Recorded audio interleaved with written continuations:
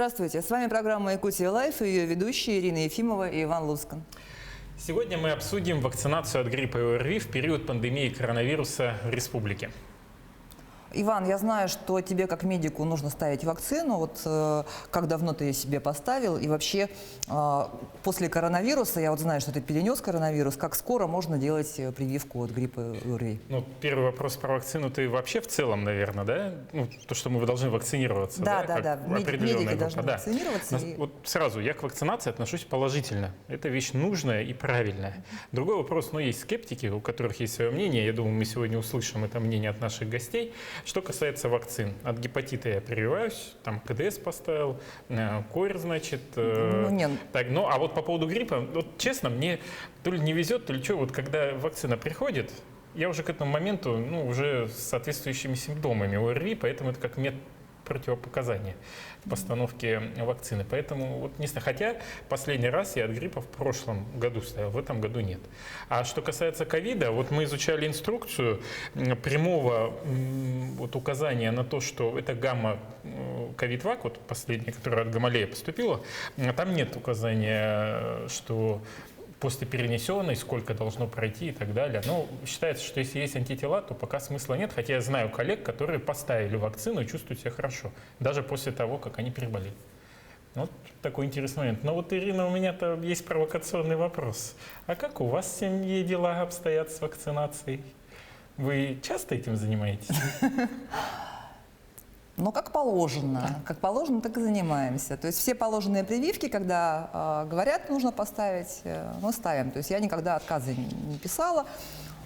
И если от того же гриппа, когда прививают массово, в этом году не было массовой вакцинации на работе, видимо, как раз из-за того, что пандемия, да, коронавируса я имею в виду. А так, когда положено, тогда все ставим. У нас очень много вопросов и по горячей линии WhatsApp спрашивают, где можно привиться, как это можно сделать бесплатно, когда, поможет ли это вообще и так далее.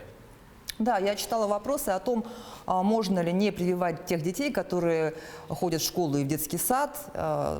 То есть имеет ли право им отказать на этом основании от приема в детсад и какие есть побочные эффекты.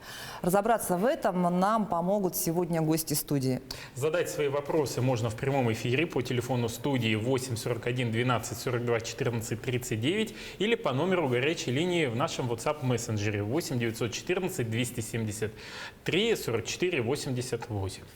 С нами сегодня в прямом эфире заведующая кабинетом иммунопрофилактики Центра СПИД Марианна Валерьевна Александрова, профессор кафедры педиатрии и детской хирургии Мединститута Северо-Восточного университета, доктор медицинских наук Татьяна Геннадьевна Дмитриева и председатель родительского комитета Якутского городского лицея Ирина Степановна Левченко. Добрый вечер, дорогие друзья. Спасибо, что присоединились к нам обсудить очень важную тему вакцинации, которая неизменно вызывает шквал споров, вопросов. Часто я сам вступаю в битвы с этими людьми, кто там за, кто против, пытаюсь донести свою точку зрения.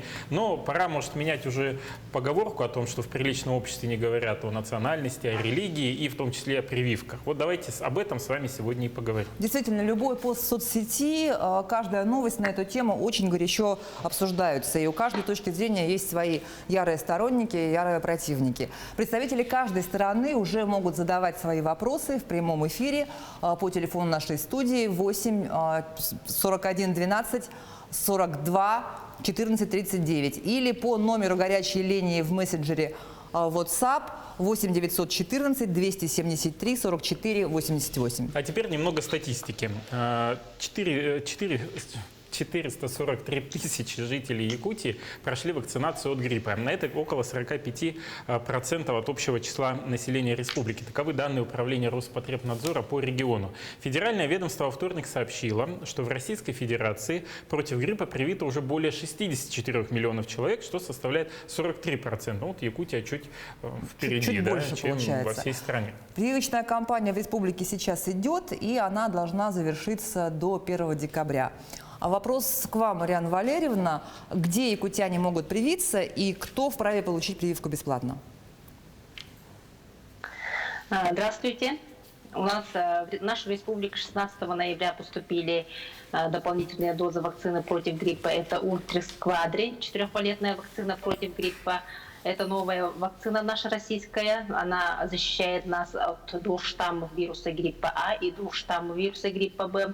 И 3-валентная вакцина против гриппа Совигрипп поступила. Данные вакцины сейчас находятся во всех медицинских организациях республики, в районах и в городе Якутске во всех поликлиниках. Можно получить заранее записаться на вакцинацию, и прививочные бригады тоже работают, в учреждения ходят. И мы по нас календарю прививаем сейчас против гриппа всех детей 6 месяцев, учащихся с 1 по 11 класса, студентов средних, высших образовательных учреждений, граждан, работающих, людей с хроническими заболеваниями, призывников, беременных со 2-го триместра беременности и лиц старше 60 лет. Ну вот надо отметить, что главное, что эта вакцина еще и бесплатная. То есть любой желающий может обратиться бесплатная. и по полису получить эту помощь. Но вот следующий вопрос Татьяне Геннадьевне. Я вообще очень рад, что она сегодня нашла время и присоединилась к нашему эфиру, потому что вчера у нее был уже один прямой эфир, где, честно, Татьяна Геннадьевна, вы так все четко разложили по полочкам, что, в принципе, и вопросов-то не осталось, да, но, тем не менее... Вот, но это речь сейчас эфире в соцсетях, а у нас эфир все-таки по вот, и как раз у нас вот задавали такой вопрос люди. Почему прививку ставят всем подряд и даже не спрашивают, есть ли противопоказания? Противопоказания есть относительные и абсолютные. Абсолютных противопоказаний, когда ребенка вообще нельзя вакцинировать, их очень мало. Буквально по пальцам одной руки можно пересчитать. И таких пациентов с крайне тяжелой патологией участковый педиатр на своем участке знает всех лично. Есть относительные противопоказания. Например, вот как вы сказали, что вы не прививались от гриппа, потому что у вас была ситуация острого ОРВИ. То есть в период острого респираторного заболевания, острого инфекционного заболевания, в лихорадочный период вакцинацию делать нельзя. Так что это тоже является противопоказанием, которое специально выспрашивать не надо. Если есть какие-то противопоказания по поводу хронических заболеваний, то, как правило, участковый педиатр тоже это знает. О каких еще противопоказаниях может идти речь, мне трудно судить. В каждом случае это индивидуально. Что значит бездумно всем подряд? Вакцинация, массовая вакцинация, она потому и называется массовая, что должно быть для безопасной иммунной прослойки должно быть привито не менее 94,5% населения. Колеблется в этих пределах цифры. Для разных вакцин немножко по-разному, для разных заболеваний. Чем это кончается, мы видели. Когда снизилась вакцинальная нагрузка от кори в Европе, мы видели вспышку, огромную вспышку кори. В Европе погибло более 100 человек. 100 человек в Европе в 21 веке погибло от кори. Только потому, что снизилась иммунная нагрузка. Спасибо. Спасибо. Да. Теперь вопрос к Ирине Степановне, представителю Якутского городского лицея. Его закончила моя старшая дочь, кстати. Сколько родителей в вашем лицее написали отказ от вакцинации и по каким причинам? На сегодняшний день, добрый день, добрый вечер. На сегодняшний день, получается, отказалось 143 родителя. Там отказ именно идет не от детей, а от родителей, всем известно. Причины, основные 3, скажем так. Те родители, которые действительно наблюдали за детьми, которые переболевшие ОРВИ буквально, да, сейчас или в процессе болеют, оздоровления, ослабления иммунитета. Вторая группа родителей, которые ранее прививали детей, и после этих прививок были какие-либо осложнения. Это тоже немаловажный фактор для родителей, да, отказа. И третий, наверное, со стороны мнения того эффекта, знаете, что уже настолько часто ставятся эти прививки, и не так много народу последствия после гриппа, что это не та болезнь страшная, от которой нужно опасаться. А вот вы сами какую позицию занимаете? Я занимаю не прививаться от гриппа. Могу объяснить почему. Я отношусь ко второй категории, которая впоследствии вакцинации, я мама 2 детей, и, к сожалению, у меня двое после вакцинации, и одному и второму ребенку у меня последствия по здоровью. У одного ребенка дало осложнение, получается, на сердце после вакцинации как раз гриппа. Это был буквально детский сад, садовский возраст, 6 лет. И до 18 лет ребенок наблюдался у кардиолога, потому что поставили... Кстати, вакцина была гриппол, видимо, еще старого образца, но я так подозреваю, не знаю. Но сам факт то, что потом впоследствии все это ложится на плечи родителей. Понимаете, в чем основная эта причина?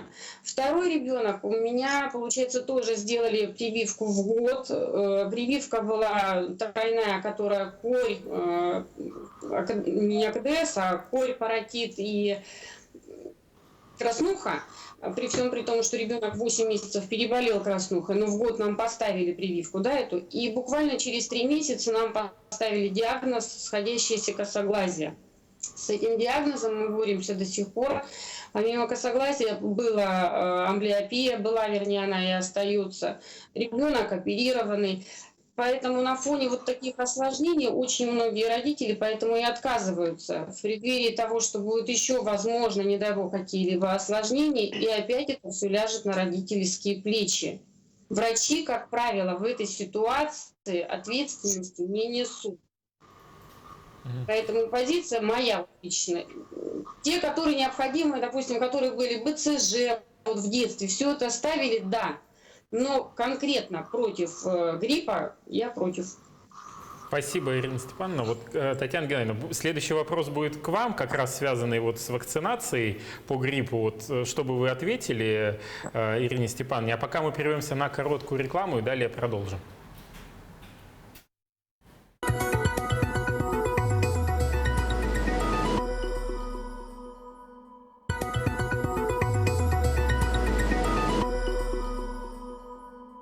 А мы продолжаем эфир Якутия Лайв на канале Якутия 24. Вы можете задавать в прямом эфире вопросы. Тема сегодняшнего обсуждения – это вакцинация. И вот буквально до ухода на рекламу председатель родительского комитета городского лицея Ирина Степановна озвучила такой тезис, что прививаться от гриппа не надо, потому что грипп не такая страшная, скажем, болезнь, что можно, в принципе, ее и пережить. Вот, Татьяна Геннадьевна, вы как бы это прокомментировали?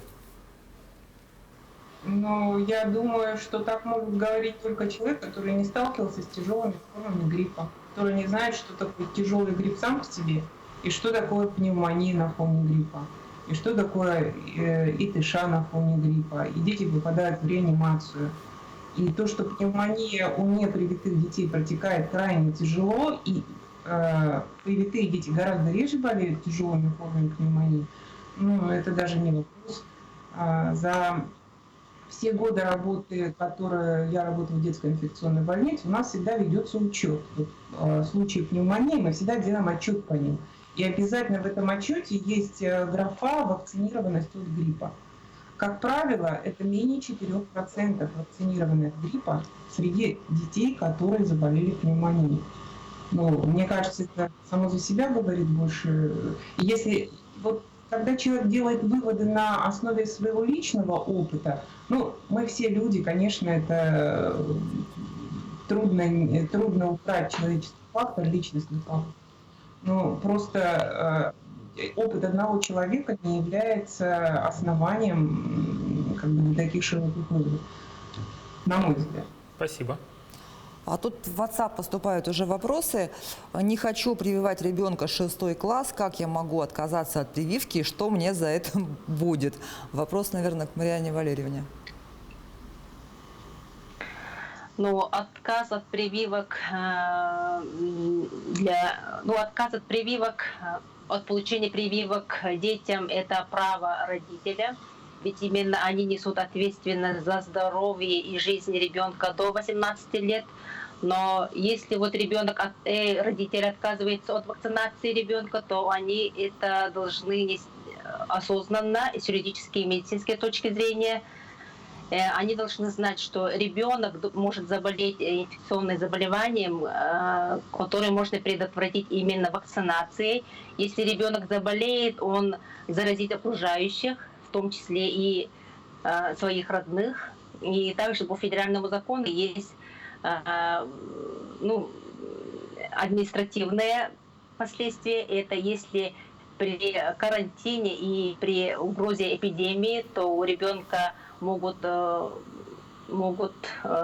не принять в образовательные учреждения или санаторно-курортные лечебные учреждения. И им могут быть запрет на въезд за границу, у которых требуется вакцинация.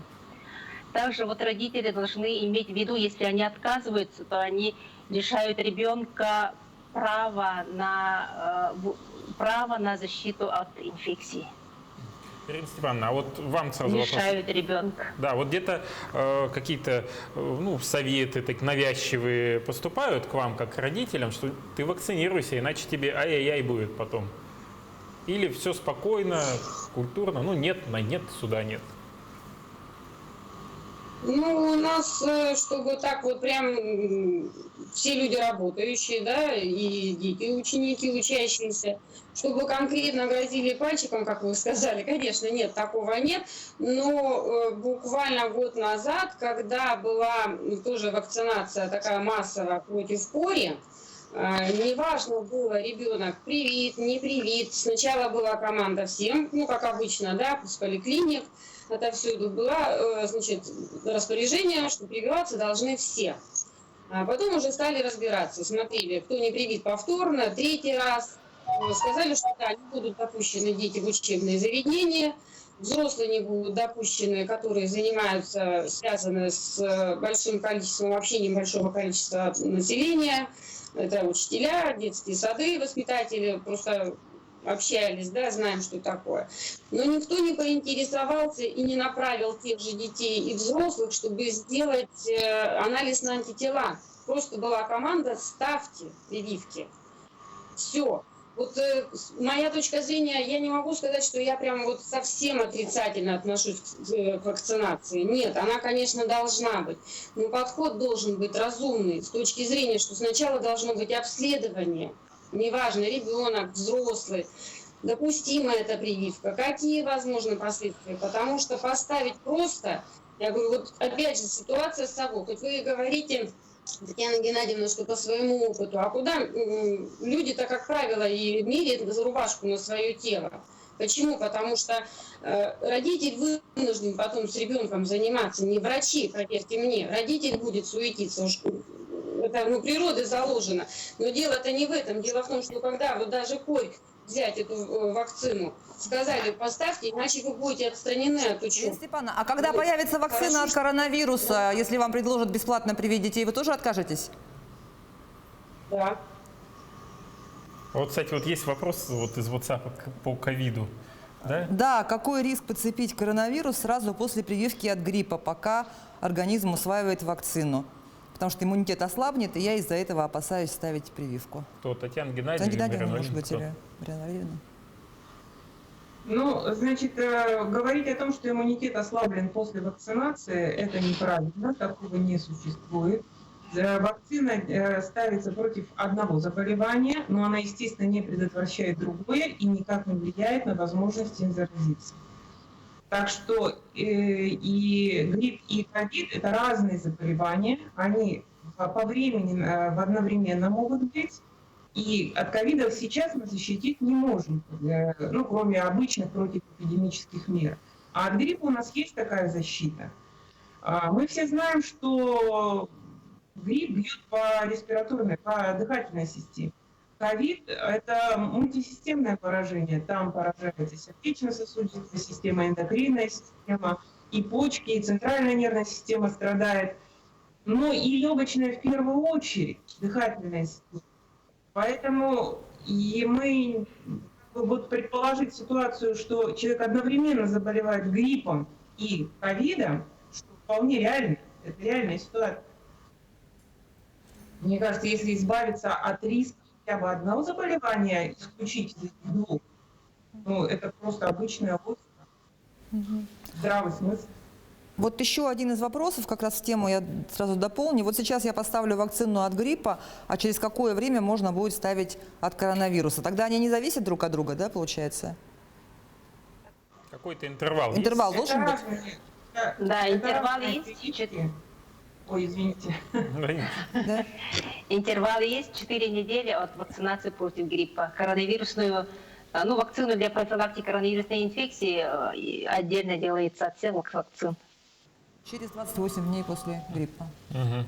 Вот еще такой интересный вопрос. Как бы я знаю ответ, но пусть коллеги ответят. От кори ковида появляются антитела.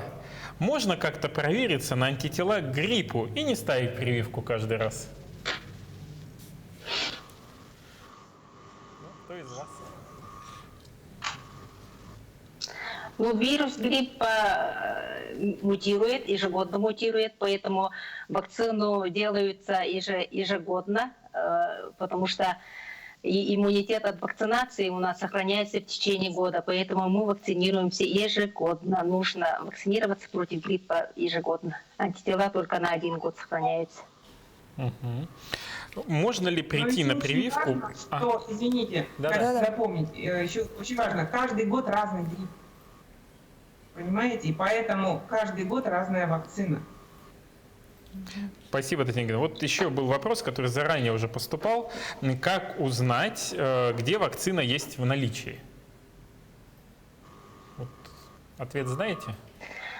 Как и говорила ранее, вакцина сейчас в наличии во всех медицинских организациях республики, во всех поликлиниках, потому что она поступила только 16 ноября. Ультрикс Квадри и Совигрипп, 4-валентная и 3-валентная в наличии есть. Вот еще один вопрос. Что делать, если предприятие не организовало в этом году вакцинацию? То есть обычно предприятие организовывало, теперь нет. Обязаны ли это делать госучреждения?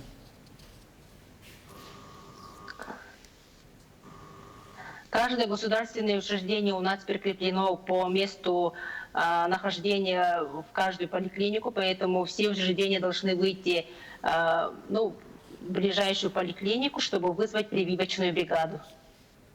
В этом году 60% от совокупного населения всех мы должны привить, поэтому каждое государственное учреждение должно привиться. Вот интересный вопрос тоже был, да, заранее отправлен к нам. В детском саду в нашей группе почти все дети, часто болеют. Видимо, начальная какая-то группа, неделю ходят, 2 нет, вроде бы все прививаются, такая порядочная группа. Могут ли они болеть после вакцины? Если да, то как часто? Видимо, они болеют не гриппом. Да, Татьяна Геннадьевна, вам. Вы сами ответили на свой вопрос. Дети чаще всего болеют ОРВИ. От них вакцины нет от ОРВИ. ОРВИ – это очень большая группа заболеваний. Кстати, из них около 15-25% составляют коронавирусы. Только не те коронавирусы, с которыми мы сейчас все там боремся, да? Он называется новый коронавирус. Это старая группа, общеизвестная, проявляется в виде риносинусита, сопли, короче. Масса других вирусов респираторных, которые вызывают острые респираторные заболевания. Это не грипп. Кстати, это одна из очень популярных таких, претензий. Я про нее тоже хотел сказать. Что я вакцинировался от гриппа, а потом сразу же заболел. Вопрос, а вы когда вакцинировались? В сентябре. В сентябре гриппа не бывает. То есть вы вакцинировались от гриппа, а заболели ОРВИ. Это 2 большие разницы, как говорят в Одессе. Вот это, кстати, ключевое. Я хотел, чтобы Татьяна Геннадьевна это озвучила, что грипп и ОРВИ, когда вы заболеете, это разные вещи. Да, грипп можно отнести к острой респираторной вирусной инфекции, но это все-таки разные понятия, и ОРВИ вызывается другими типами, штаммами вирусов, не гриппом. Но у нас все воспринимают это как и должное. Есть еще что-нибудь? Да, есть вопрос. Осенью 2019 года на работе нас вакцинировали. После прививки очень сильно болела рука и ломило все тело. Какие симптомы считаются нормальными и от чего это зависит? Марьяна Валерьевна, вам, наверное? Современные вакцины сейчас инактивированы, они не содержат живого вируса гриппа. Мы же вводим не воду, а вакцину, поэтому человек все равно должен какую-то реакцию давать. И побочные действия вакцины, они бывают единичные, это на месте укола, там болезнь, опухлость, может быть, это очень малый процент. А вот вообще в целом... Да, конечно. Проходит в течение 2 дней. Татьяна Геннадьевна. Я хотела бы обратить внимание на разницу между осложнением и поствакцинальной реакцией. Вот этого очень многие люди не понимают, и осложнением называют любое состояние, которое возникает после вакцины. Как Марьяна Владимировна совершенно правильно сказала, температура до 38,5 в течение 2 дней, боль на месте инъекции, отек, припухлость, гиперемия – это поствакцинальные реакции, нормальные поствакцинальные реакции. Мы же создаем, она права, мы создаем условия маленького инфекционного заболевания, маленького, неопасного, но который дает после себя полноценный иммунитет. Осложнение – это состояние, угрожающее жизни ребенка, понимаете? Осложнение – это единичные случаи. Для их разбора создается федеральная комиссия, это ЧП федерального уровня. Люди, которые с этим не сталкивались, они не представляют, как это проходит, какой это объем, какое исследование проходит каждый случай возможного осложнения поствакцинального. Осложнением называют все что угодно, а это абсолютно неправильно. Это реакции. И еще один момент хотела бы обратить внимание. После вакцины совершенно не обязательно вследствие вакцины. Это принципиально. Спасибо большое. Я хочу напомнить, телефон в студии для звонков в прямой эфир. Я напоминаю, что мы именно в прямом эфире работаем. 8 41 12 42 14 39. Вы можете успеть еще задать свой вопрос непосредственно гостям в нашей студии или же воспользоваться, как вот многие пользуются, WhatsApp мессенджером 8 914 273 44 88. А я хочу у Ирины Степановны спросить, мне кажется, она вот что-то хочет добавить по поводу именно осложнений и реакции. Ирина Степановна. Или нам показалось. Или нам показалось. Нет, наверное, показалось, но просто хотелось, понимаете, осложнение и понятие, опять же, разное. Медики на это и учились, а родители представляют, может, где-то это в преувеличенном варианте. Для них любое покашливание ребенка, это уже кажется катастрофой. Но не все родители так относятся, скажем, прям максимально, с боязнью. Но осложнения, они, опять же, бывают разные, они не сразу возникают, они бывают и последствиями в итоге. Конечно, вот я говорю, если брать пример других родителей, которые до сих пор тоже мучаются, скажем так, с лечением детей, их же никто не разбирал, потому что это не критический случай, но для родителей это опасно и боязно. То есть сколько родителей у вас, получается, тогда после осложнения именно отказались? Знаете? Нет, не могу сказать, такую статистику не вела. Да, вот теперь вернемся немножко к нашей актуальной теме, о чем мы все время говорим, это ковид.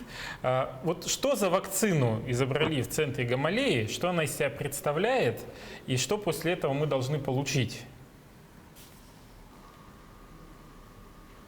Татьяна Геннадьевна? Может, Татьяна Геннадьевна или Марьяна, кто? Это вакцина, созданная на основе аденовируса человека. Это стандартная база для многих вакцин. Несколько вакцин создано на этой базе. Она уже опробирована, известна, то есть ничего нового в этом нет. Берется аденовирус человека, который также может вызывать, кстати, респираторные инфекции у людей, легкую респираторную инфекцию. Но это же вакцинальный штамм, он ослаблен, он даже респираторной никакой клиники не вызывает. На этот вирус прицепляется антиген S-протеина SARS-CoV-2, вирус называется заболевание ковид, а вирус называется SARS-CoV-2. Прицепляется к нему генно-инженерно вот этот протеин и вводится человеку. Вместе с этим вирусом организм его принимает, вырабатывает на него антитела, то есть когда попадет Антитела – это такие как бы белки, которые связываются с возбудителем. Связываются не везде, не где попало, а в те места, которые необходимы для того, чтобы прицепиться к клеткам нашего организма, прицепиться и начать там размножаться и вызывать заболевания. И когда вот этот вот возбудитель попадет в организм, антитела уже будут к нему. Как происходит вообще выздоровление? Вот попадает возбудитель, организм вырабатывает на него антитела, происходит инактивация, и человек выздоравливает. А мы создаем вакцины, ситуацию, когда антитела уже есть. И до того, как вирус размножится, он уже будет инактивирован, и заболевание не разовьется. Это принцип создания любой вакцины. Есть другие методики, другие более инновационные есть, но вот вакцина Гамалеи создана по такому принципу. А про векторскую что-нибудь читали? Она вроде бы как там поливалентная. Это вакцина, да, но она пока еще не, даже она зарегистрирована только 13 числа, да, она еще не началась пострегистрационная, у нее испытания. Но эта вакцина, она немножко на другой платформе создана. Но принцип всех вакцин, в принципе, один и тот же. Вот это технические детали, они, собственно, по большому счету, мне кажется, они не имеют принципиального значения для каждого отдельного человека. Важно, что цели создать определенный уровень иммунной защиты от этого заболевания. Все вакцины нацелены на это. Ну вот все-таки вопрос, который мы вначале вот с Ириной обсуждали, если ты переболел ковидом, есть ли смысл вакцинироваться или нет? Или, в принципе, можно, но по твоему желанию? Да, скажем так, я бы на всякий случай вакцинировалась. Спасибо, Татьяна Геннадьевна. Есть звонок в студии. У нас, говорят, есть звонок. Здравствуйте, мы вас слушаем, вы в эфире. Алло? Алло. Да? У меня вопрос. Можно? Успею? Нет. Звонила. Я Лобанова Елена Петровна. Хочу задать вопрос. Когда я еще работала, прививки по гриппу. Мы прививались постоянно. Каждый год. Но вдруг у меня последний случай был, пока я уже сейчас не работаю, пенсионерка. И у меня на месте укола прививки ужасный был герпес. Прямо вот во все сантиметров 10-15. Представляете? Что это такое? Аллергия или что это? Очень было страшно, сильно болело, но температура сильно не поднималась, как было. А факт то, что я сейчас боюсь прививаться. Понятно. Слышен, да, был вопрос? Не знаю. Алло, слышно вопрос? Да. Да, спасибо за вопрос. Да. Татьяна Геннадьевна, ответьте. Что это такое было? Так, знаете, очень сложно по телефону такие вопросы решать. Был ли это действительно герпес и что там было на самом деле, я не могу сказать.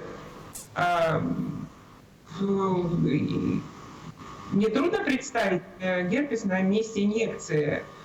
Герпес вообще на самом деле даже от травмы кожи. Почему на месте инъекции? Потому что там прокол был.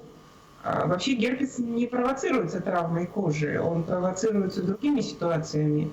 И появляется обычно на том месте, где, на привычных местах, или если это распространенная инфекция, то тогда поражается практически весь организм. Почему на месте инъекции? Совпадение, да? Я вот не могу так ответить на этот вопрос сразу. Марьяна Валерьевна, а вы как думаете, что там могло быть? Это надо было посмотреть, я тоже не могу ответить. Сложно лечить по фотографии. Спасибо большое, коллеги. Фотографии. Да и даже без фотографий, даже по звонку. Даже да. по голосу. Да, спасибо большое, коллеги, что подключились к нам сегодня к студии. То, что мы смогли поговорить с вами на очень актуальную тему. Я не знаю, Ирина Степановна после разговора с гостями в студии, может быть, немножко мнение изменила, может быть, в какую-то другую сторону повернулась. Может, коллег будет убеждать, что, все-таки это надо, но каждый остается со своим правом выбора. Но лично я ратую все-таки за вакцинацию. Ну что ж, я благодарю телезрителей за активное участие, за вопросы, наших спикеров за ответы на них. И уже в следующий четверг, также в прямом эфире, в это же время можно будет задать свои вопросы. Следующий выпуск программы будет посвящен работе медиков в красной зоне. До встречи в эфире. Этот эфир для вас вели Ирина Ефимова и Иван Луцкан. Мы с вами прощаемся и желаем в первую очередь, конечно же, здоровья, ну и всего самого доброго в этот вечер. Пока-пока.